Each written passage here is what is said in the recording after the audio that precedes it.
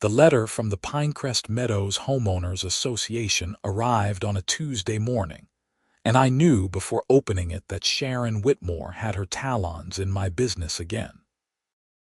I stood there in my driveway in Midland, Texas, holding the certified mail envelope, watching the drilling crew I'd hired pack up their equipment without having turned a single bit of earth on my 5-acre property.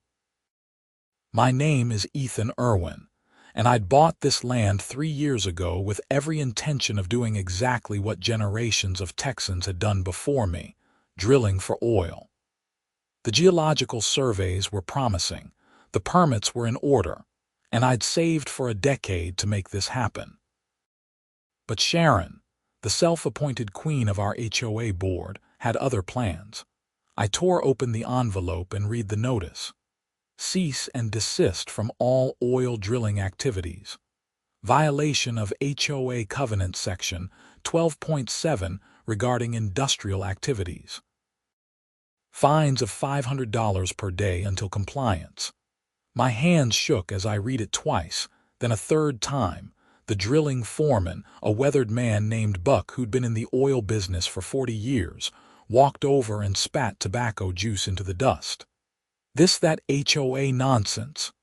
Yeah, I said. They're shutting us down. Can they even do that? This is Texas, son. We drill where there's oil. I'd asked myself the same question 100 times since Sharon first caught wind of my plans 2 weeks ago. She'd shown up at my door with her perfectly styled blonde bob and her pressed linen pantsuit, clutching a binder full of HOA documents like they were holy scripture. I'll figure it out, I told Buck. Let me see what I can do. I'll call you. After he left, I went inside and pulled out my own copy of the HOA covenants. I'd read them when I bought the property, but I'll admit I'd skimmed the dense legal language. Now, I went through every word of Section 12.7.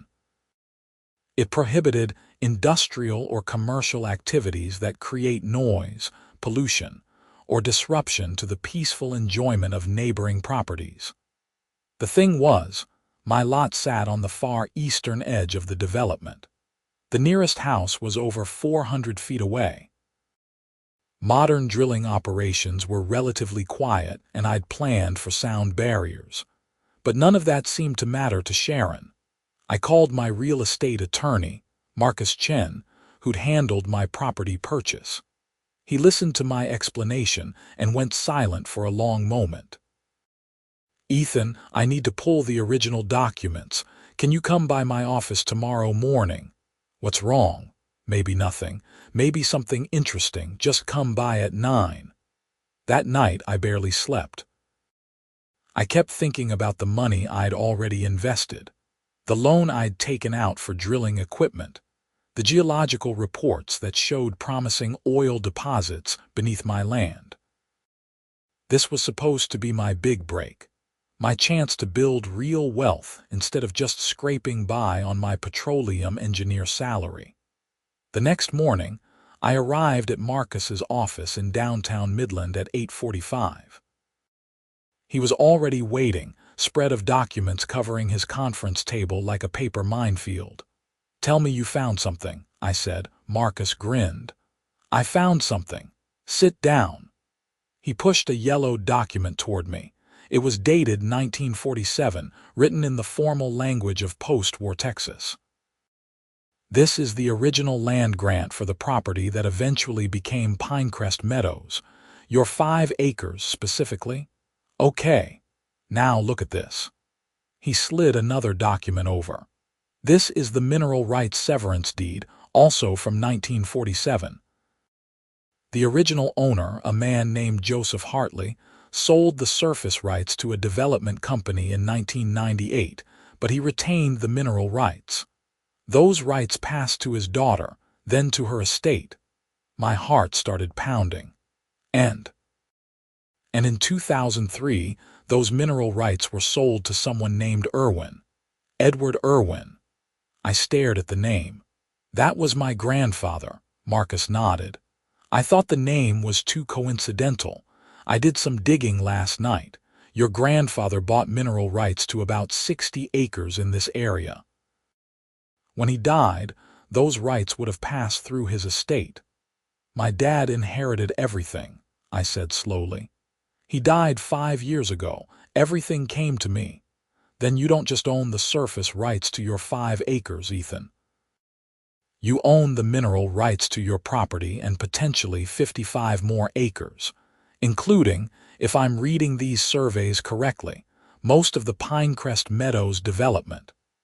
The words hung in the air between us. I tried to process what he was saying. The HOA is built on land where I own the mineral rights, not just some of it. According to these plats and surveys, your mineral rights extend under approximately 42 homes in the development, including 3 of the 5 board members' properties. I started laughing. I couldn't help it. The absurdity of it all hit me at once. Sharon Whitmore had spent 2 weeks making my life hell, threatening fines, blocking my drilling permit, and all along I owned the rights to what lay beneath her own house. Can I drill under their properties? I asked. With the proper permits and following Texas law regarding directional drilling, yes. Mineral rights generally trump surface rights in Texas. You'd need to provide reasonable accommodation for surface access, but with modern horizontal drilling, you could theoretically extract oil from beneath the entire development while drilling from your 5 acres. Marcus leaned back in his chair. Here's the really interesting part. When the development company created the HOA in 2005, they never verified mineral rights ownership. The covenants they wrote assume the HOA controls everything about the properties, but mineral rights in Texas are considered a separate estate. The HOA has no authority over your mineral rights. So their cease and desist letter is worthless, completely. They can't stop you from drilling. They never could. I drove home with my mind racing through possibilities. The smart play would be to simply inform the HOA of my mineral rights and proceed with drilling. But something about Sharon's smug face when she'd handed me that citation made me want to do this differently. Over the next week, I quietly gathered every document Marcus could find. Property records, mineral rights deeds, survey maps, geological reports. I had everything certified and notarized. I wanted an ironclad case before I made my move. Meanwhile, Sharon escalated. Another letter arrived, this time informing me that the HOA board had voted to place a lien on my property for unpaid fines. $5,000 for 10 days of non-compliance with their cease and desist order. I ignored it. Then she showed up at my door again, this time with 2 other board members in tow. Leonard Pritchard, a retired accountant with a permanent scowl, and Deborah Martinez, who at least had the decency to look uncomfortable about the whole situation. "Mr. Irwin," Sharon said, her voice dripping with false sweetness. "I see you haven't responded to our correspondence. I got your letters. Then you understand you owe the association $5,000, and that amount increases by $500 each day." "I understand that's what you think." Her smile tightened. "This isn't a negotiation. If you don't pay within 48 hours, we'll foreclose on the lien." "You can't foreclose on a lien for HOA fines in Texas without going through the courts," I said. "That takes months. And you'd have to prove the fines were legitimate." Leonard stepped forward. "Are you threatening legal action?" "I'm stating facts. But since you're here, let me ask you something. When the development was created, did anyone verify who owned the mineral rights to the properties?" The 3 of them exchanged glances. Sharon recovered first. "The development company handled all of that. It's not relevant to your violation of HOA covenants." "Humor me. Did anyone check? The surface rights and all associated property rights were properly conveyed," Sharon said stiffly. "Now, about your fine. I'll see you at the next HOA meeting," I said, and closed the door through the window. I watched Sharon's face turn an impressive shade of red. She jabbed her finger toward my house, clearly giving Leonard and Deborah an earful, before they all stalked back to her luxury SUV. The HOA meeting was scheduled for the following Thursday evening, held in the community center at the heart of Pinecrest Meadows. I spent the intervening days preparing. Marcus helped me put together a presentation, complete with maps and property records. We printed everything in color, made copies for every homeowner. "You know this is going to blow up the entire HOA," Marcus said as we finished preparations the night before the meeting. "Good. Maybe they'll think twice before pushing people around." Thursday evening arrived hot and humid, typical for a Texas September. I showed up at the community center 30 minutes early, carrying 2 boxes of documents. A few other homeowners were already there, mostly older folks who treated HOA meetings like social events. They eyed my boxes with curiosity, but didn't ask questions. Sharon arrived 20 minutes before the meeting start, flanked by the other board members. Besides Leonard and Deborah, there was Thomas Wu, who managed a car dealership and rarely spoke, and Patricia Fenwick, the secretary who typed everything on an ancient laptop. "I wasn't aware you planned to present anything tonight," Sharon said, looking at my boxes. "Citizens' comments," I said. "It's on the agenda." She pursed her lips but couldn't argue. The HOA bylaws allowed for 15 minutes of citizen comments at every meeting. By 7 o'clock, about 40 homeowners had gathered. Not a huge turnout, but bigger than usual.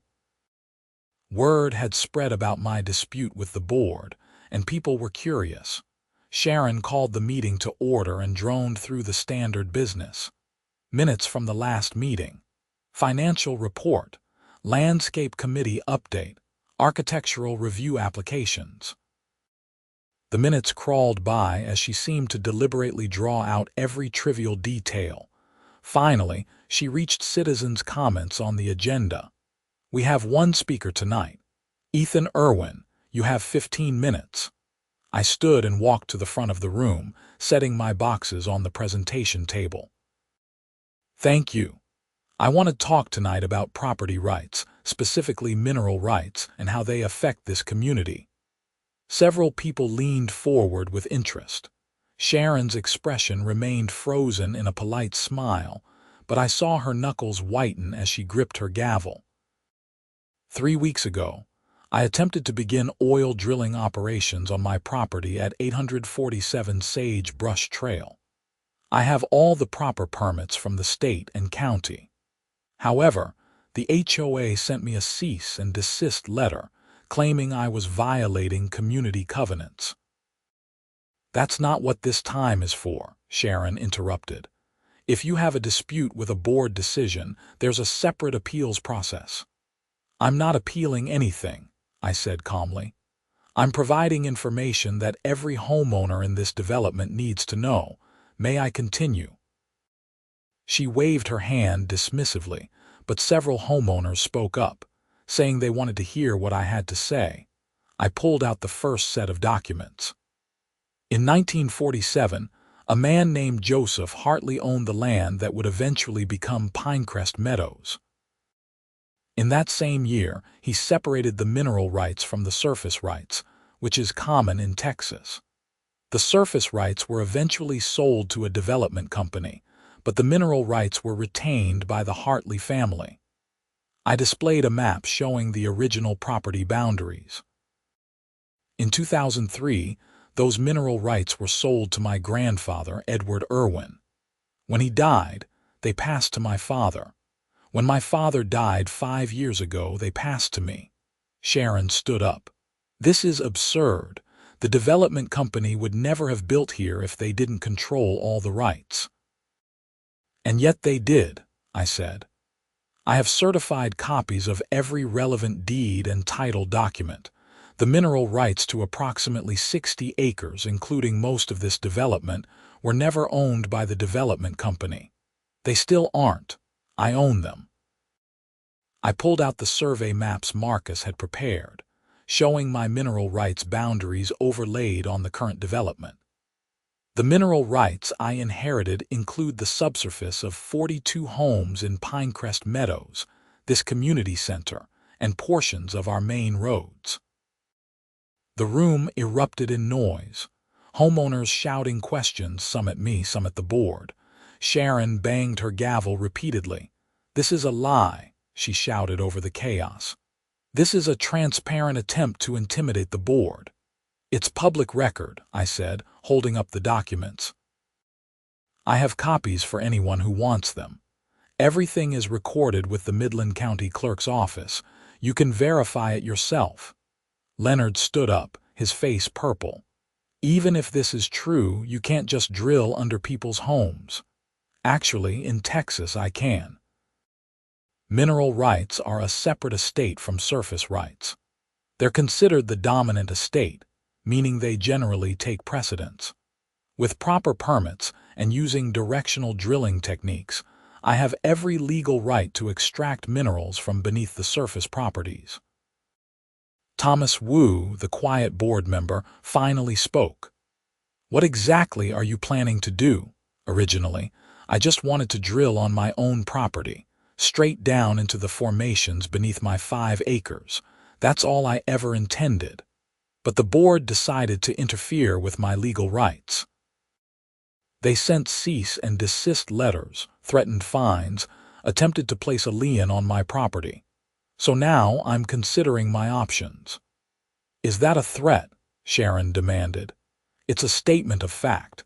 I came here tonight to inform the community about the real property rights situation.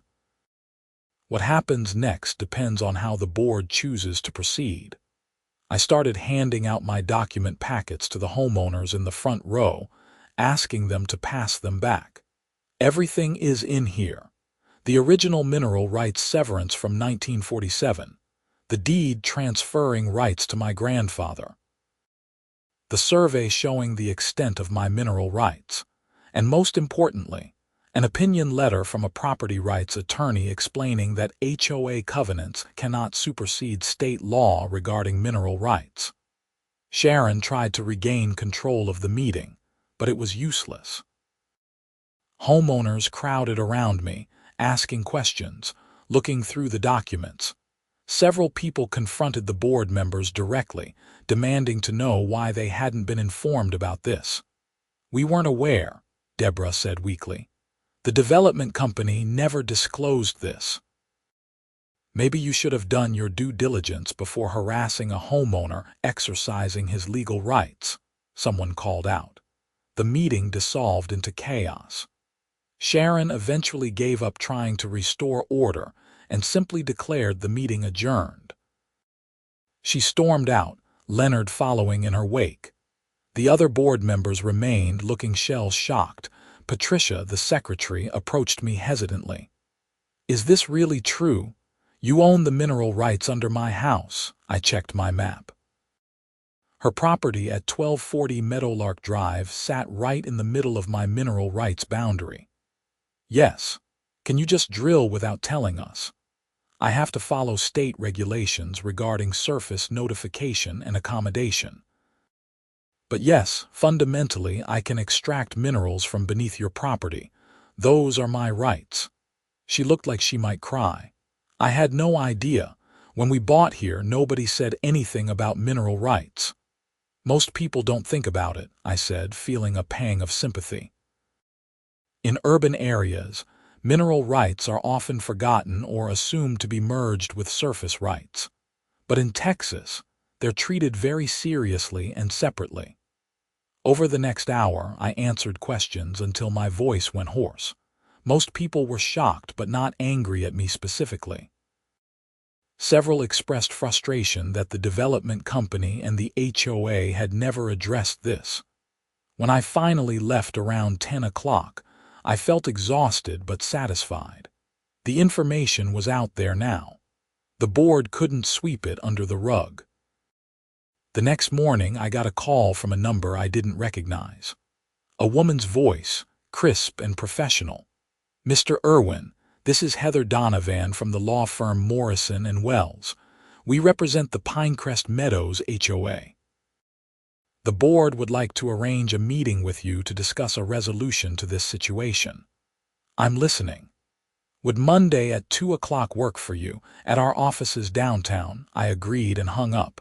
So they were taking this seriously now. Good. Marcus insisted on coming with me to the meeting.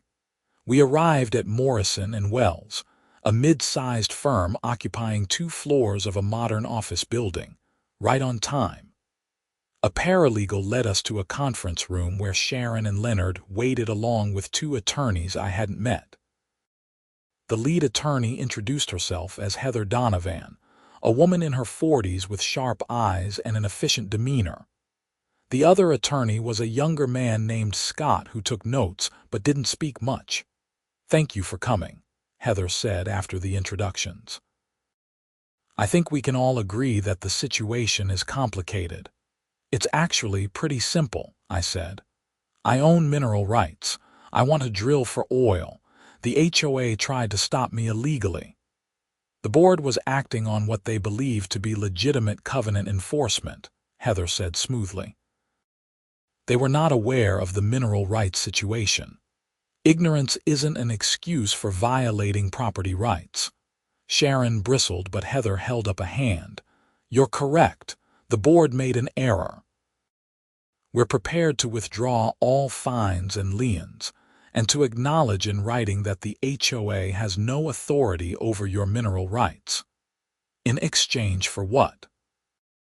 In exchange for your agreement to limit drilling operations to your own 5-acre parcel, using directional drilling if necessary to reach reserves beneath other properties, and following reasonable accommodation guidelines for noise and surface disturbance. I looked at Marcus, who gave a slight nod. That was basically what I'd planned to do anyway. "And an apology from the board," I added, "public at the next HOA meeting." Sharon looked like she'd swallowed glass. "That's not necessary. It is for me. You came after me hard, threatened my property, cost me time and money. If you want an agreement, you apologize publicly." "Fine," Heather said before Sharon could object. "The board will issue a public apology at the next meeting. Do we have an agreement? Put it in writing, and yes." They had the agreement drafted by the end of the week. It was straightforward.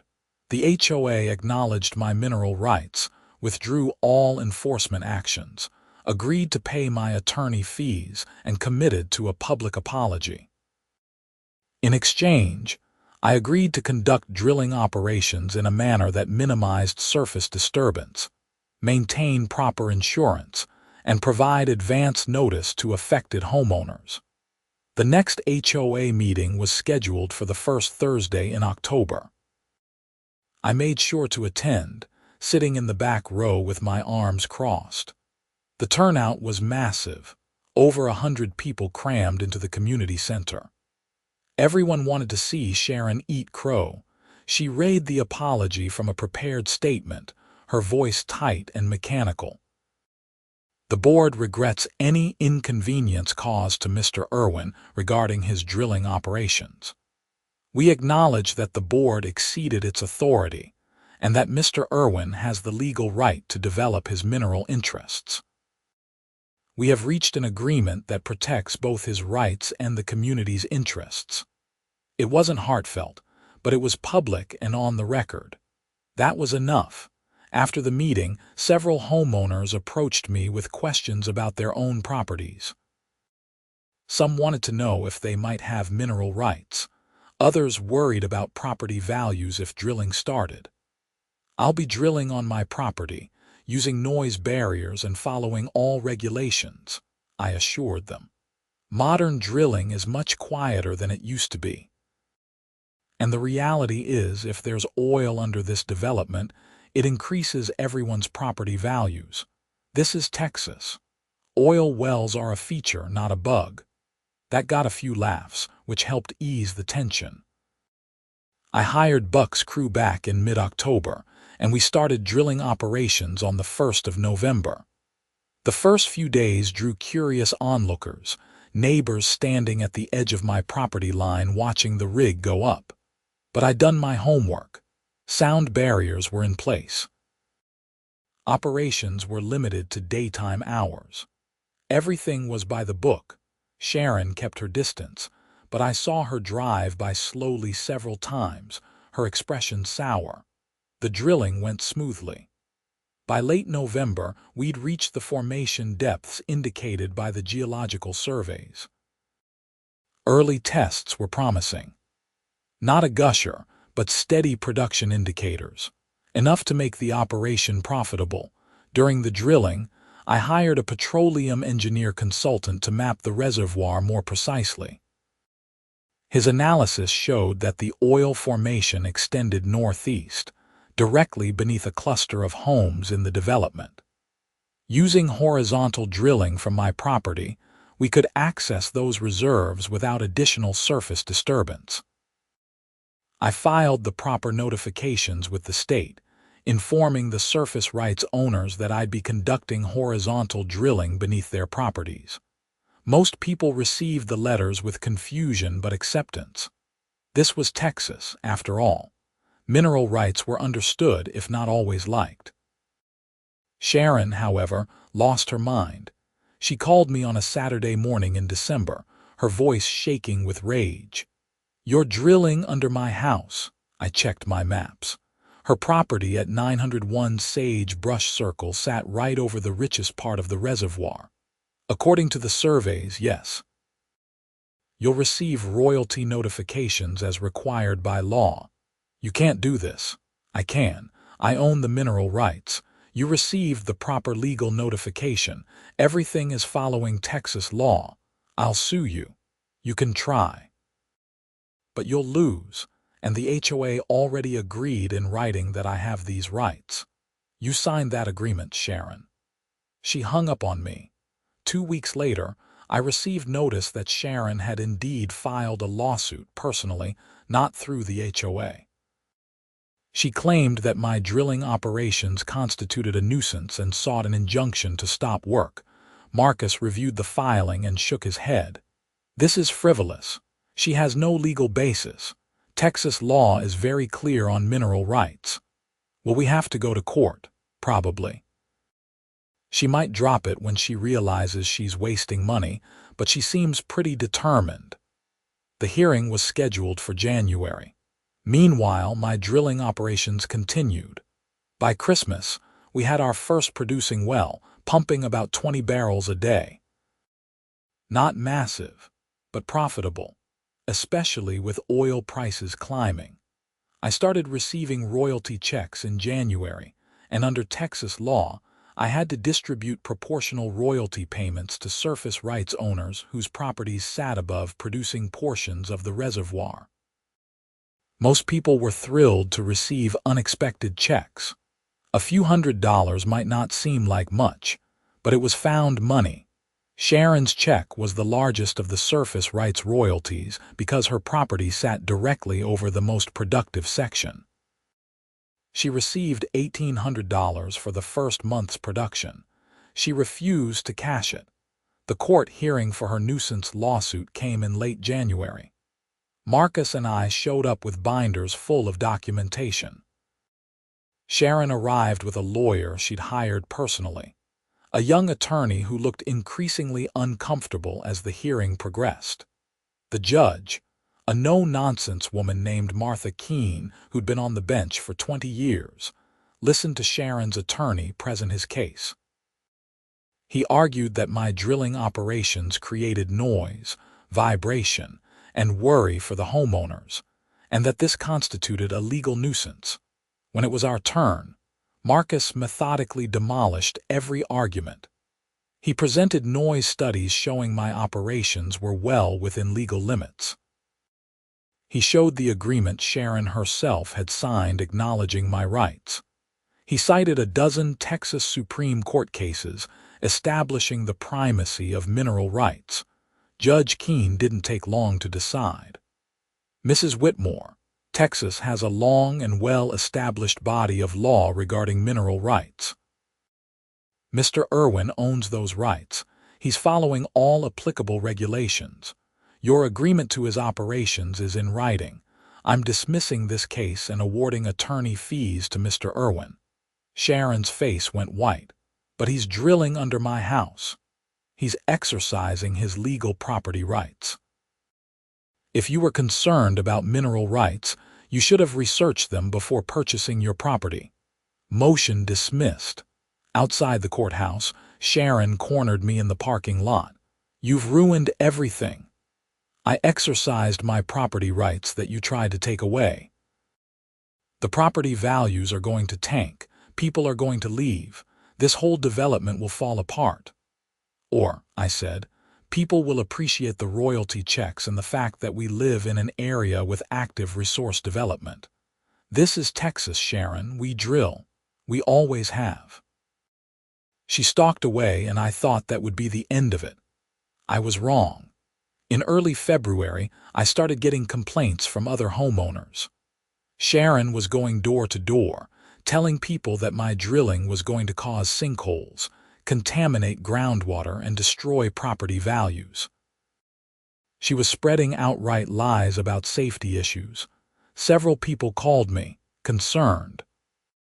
I organized an information meeting at the community center, inviting a representative from the Texas Railroad Commission, which regulates oil and gas operations, to explain the safety measures and oversight involved in drilling. About 60 people showed up.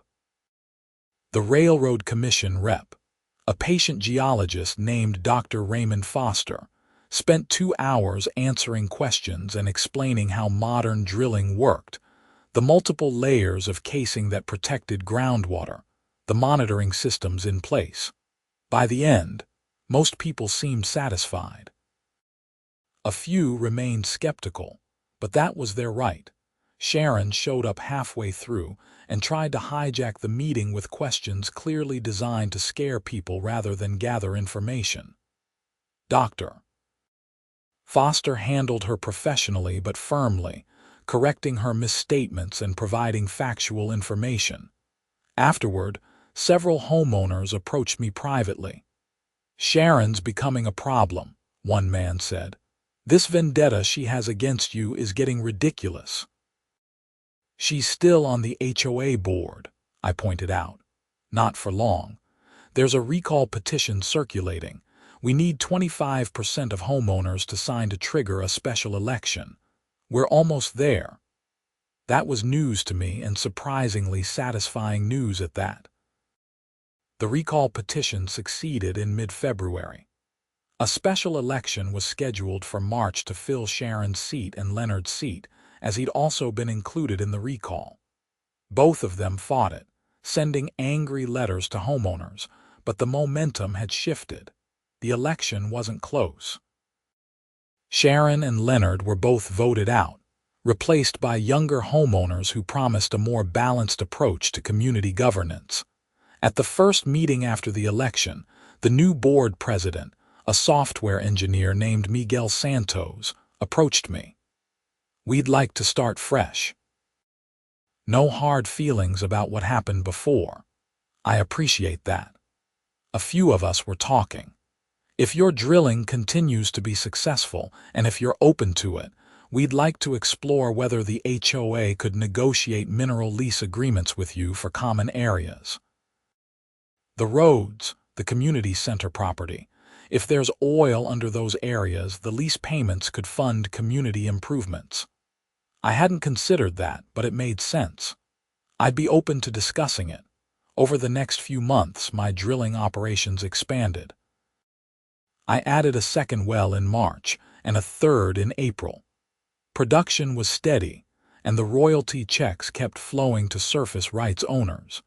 Even the skeptical homeowners softened when they started receiving quarterly checks.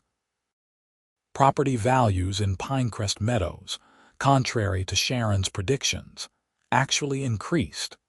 Buyers were attracted to the idea of living in an area with mineral royalty potential.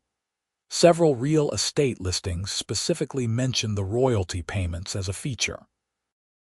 I negotiated a mineral lease with the HOA for common areas in May.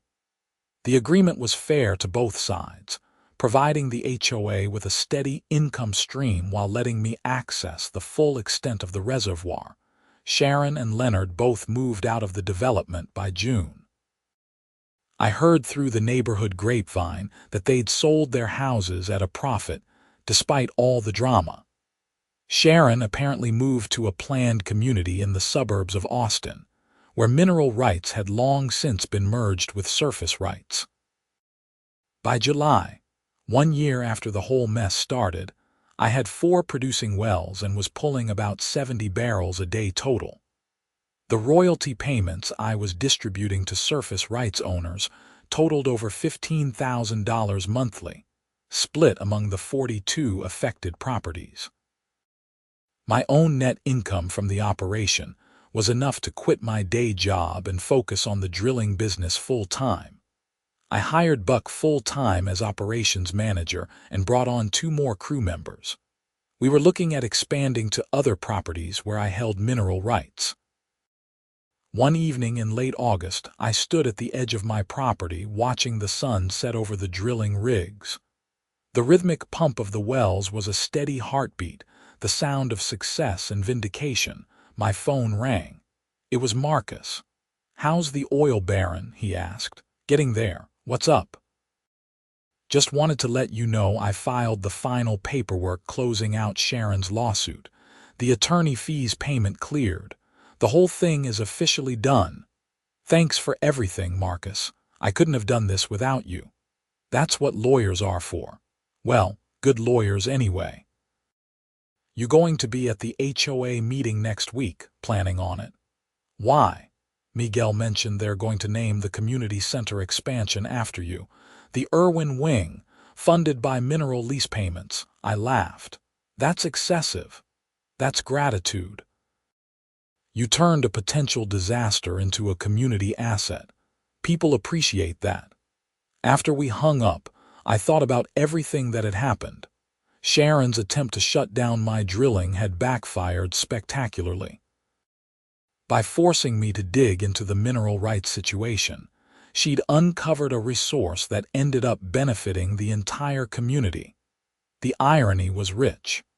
Her house, which she'd sold at a profit, sat directly over the most productive part of the reservoir. The new owners were receiving the largest royalty checks of anyone in the development. They'd sent me a thank you card when they moved in, expressing their appreciation for the unexpected income. I thought about sending Sharon a card too, thanking her for being so obstinate that I'd been forced to do the research that led to all of this. But that seemed like overkill.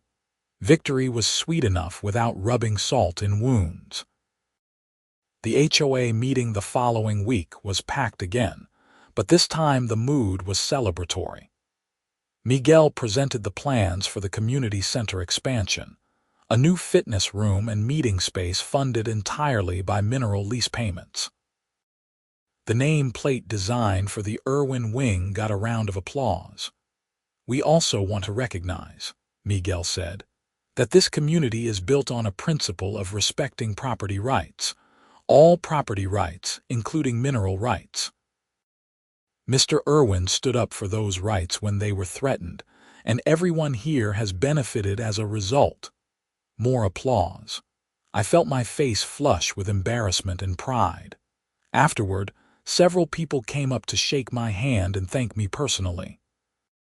An elderly woman named Ruth, who lived 3 houses down from my property, pressed a plate of homemade cookies into my hands.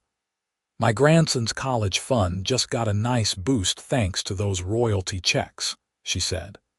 "I know Sharon gave you hell, but you did right by this community." That meant more to me than any formal recognition. As summer turned to fall, operations continued smoothly. I'd learned a lot about running a drilling business, about managing employees, about navigating regulations. I'd also learned about standing up for yourself when someone tries to push you around. The geological surveys suggested the reservoir extended even further than we'd initially mapped. There was potential for years of production, possibly decades if we managed it properly. I was already in talks with a petroleum engineering firm about enhanced recovery techniques to maximize the reservoir's output. In October, I got an unexpected call from a reporter at the Midland Reporter-Telegram. She'd heard about the situation with the HOA and wanted to do a story about mineral rights conflicts in residential developments. I agreed to an interview, figuring it might help other people in similar situations understand their rights. The article ran the following Sunday, front page of the local section. The headline read, "Homeowner turns HOA dispute into community resource." It was a fair piece, laying out the timeline of events without sensationalizing anything. Sharon was mentioned but not by name, just as a former board member who opposed the drilling. The article sparked a small wave of interest. I got calls from other homeowners in the area who wanted to research their own mineral rights. A few discovered they had rights they didn't know about. One man found out he owned mineral rights to property 3 counties over that had active leases he'd never been paid for. He eventually collected over $40,000 in back royalties. By November, my operation had stabilized into a steady routine. The wells produced consistently. Royalty payments went out like clockwork. The HOA community center expansion was under construction. Life was good. I started dating a woman named Kelly, a teacher I'd met at a community event. She knew about the whole HOA drama but didn't seem bothered by it. On our 3rd date, she asked if I ever regretted buying the property. "Not for a second," I said. "It's been a wild ride, but worth it." "Sharon's loss is everyone else's gain," she said, "including yours." That about summed it up. December brought cold weather and the end-of-year accounting. My operation had grossed nearly $400,000 in its first full year of production.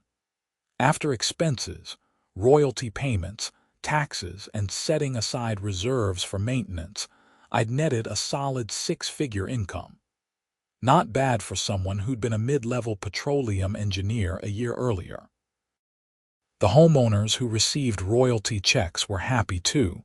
Even the smallest checks added up to thousands of dollars over the year. For retirees on fixed incomes, it made a real difference. The new year arrived with promise.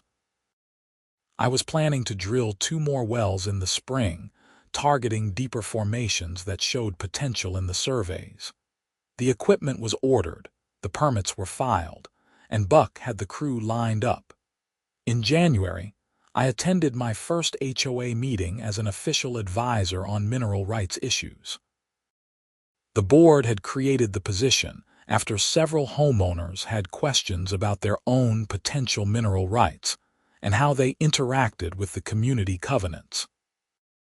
It was surreal, sitting at the front table where Sharon used to hold court, but now as someone the community valued rather than fought. Miguel asked me to explain the upcoming drilling plans and answer questions. I walked through the process, showed the geological maps, explained the expected timeline and any potential disturbance. "Any concerns about noise or disruption?" someone asked.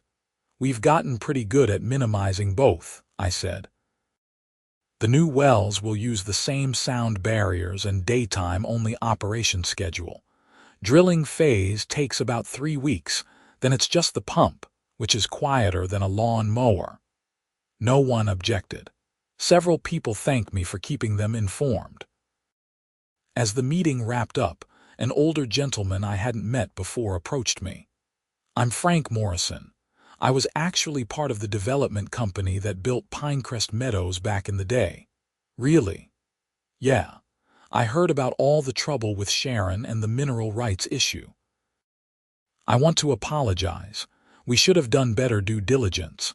We just never thought about mineral rights because we were focused on surface development." "It worked out," I said, "because you fought for your rights, A lot of people would have backed down when the HOA came after them. "This is Texas," I said.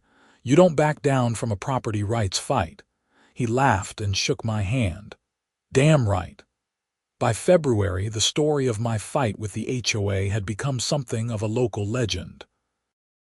I'd get recognized occasionally at restaurants or the hardware store, people wanting to hear firsthand about standing up to Sharon Whitmore.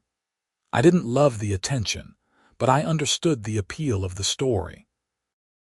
It was a David and Goliath tale, an individual standing up to an overbearing authority and winning. People like that, especially in Texas, where property rights and individual liberty were practically religious concepts. The spring drilling went smoothly.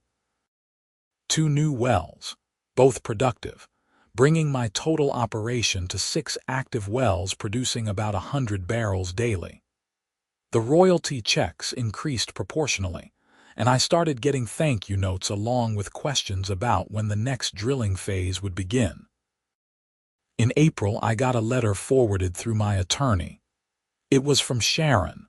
I almost didn't open it. Whatever she had to say, I wasn't sure I wanted to hear it, but curiosity got the better of me.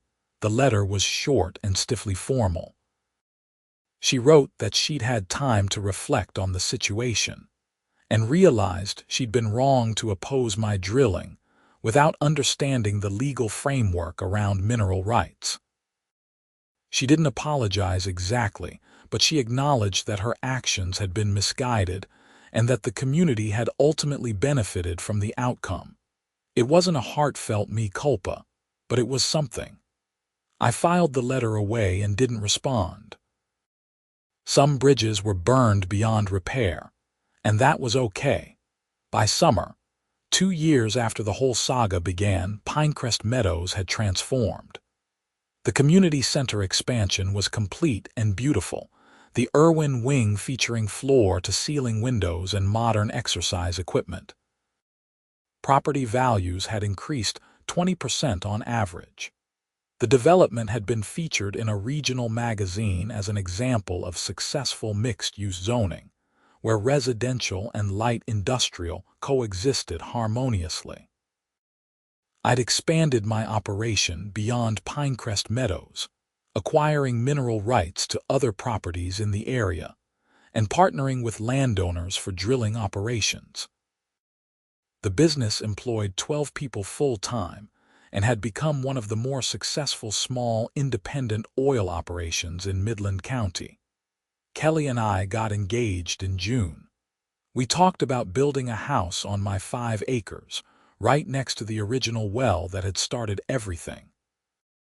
She loved the symmetry of it. The HOA threw us an engagement party at the community center, in the Irwin wing naturally. It was a warm evening, the kind Texas does so well, with the sun setting orange and pink over the flat horizon. Neighbors I'd fought alongside and neighbors who'd been skeptical all came together to celebrate. Miguel gave a toast. To Ethan, who taught us all that standing up for your rights isn't just about winning, it's about making things better for everyone. I raised my glass, looking around at the faces of my community. People who'd been strangers 3 years ago were now friends. A development that had been torn apart by conflict had come together stronger. To property rights, I said, and to good neighbors. The drilling rigs kept pumping, the steady rhythm of Texas prosperity. The wells would produce for years, maybe decades. The royalty checks would keep flowing. The community would keep benefiting. And somewhere in Austin, Sharon Whitmore was living in a development with merged mineral rights, never having to think about what lay beneath her feet. I wondered if she ever regretted selling her house in Pinecrest Meadows, walking away from the royalty checks that could have been hers if she'd just left well enough alone. Probably not. Some people can't help but fight battles they're destined to lose. As for me, I'd found something better than oil in those wells. I'd found a purpose, a community, and the satisfaction of knowing that sometimes the little guy really does win.